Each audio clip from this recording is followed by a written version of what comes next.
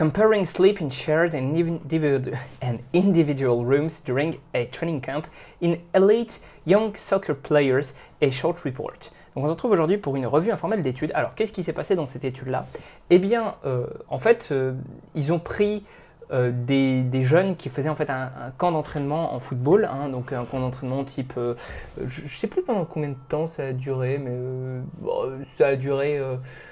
C'était pas forcément l'important, c'était pas forcément la durée en fait, c'était plutôt le fait en fait de répartir soit les jeunes dans des chambres communes, soit en chambres individuelles, et de regarder ce que ça avait comme impact sur le sommeil. Alors, je suis sûr que tout le monde se dit bon bah voilà, en chambre commune, il va y avoir une moins bonne qualité de sommeil.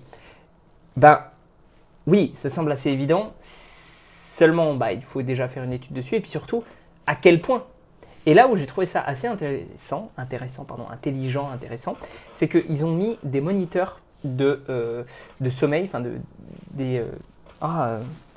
pas des actigraphes, c'est des, je sais pas trop comment ça s'appelle, mais c'est des trucs où basiquement une montre quoi, ou en fait accéléromètre, voilà, accéléromètre de poignet.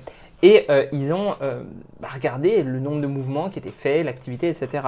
Et en fait, ils se sont rendus compte, du coup, hein, parce que je vais te la faire courte, c'est pas forcément, c'est un short report, donc il n'y a pas beaucoup de matière. Ils se sont rendus compte que dormir en chambre individuelle, ça fait gagner en moyenne aux jeunes joueurs, donc du coup aux joueurs, hein, 1,5 heures de sommeil.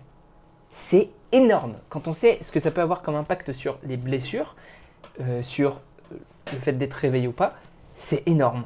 Donc, bah non seulement ça, parce qu'il y a eu non seulement ça, mais il y a eu aussi un sommeil de meilleure qualité, d'accord, contrôlé par les moniteurs au poignet pour voir s'ils se retournaient beaucoup pendant la nuit, etc. Bah, il y a tout intérêt en fait à essayer de faire en sorte de mettre les jeunes en chambre individuelle. Moi, je pense en tout cas que si on peut se le permettre, évidemment, si on a le budget, etc., ça peut être la différence entre des jeunes qui sont efficaces à l'entraînement, qui ne se blessent pas, et des jeunes qui sont complètement aux fraises. Donc voilà. Et sur ce, prends soin de toi et on se retrouve pour une prochaine vidéo. Oui, c'était court, mais en même temps, l'étude était courte aussi.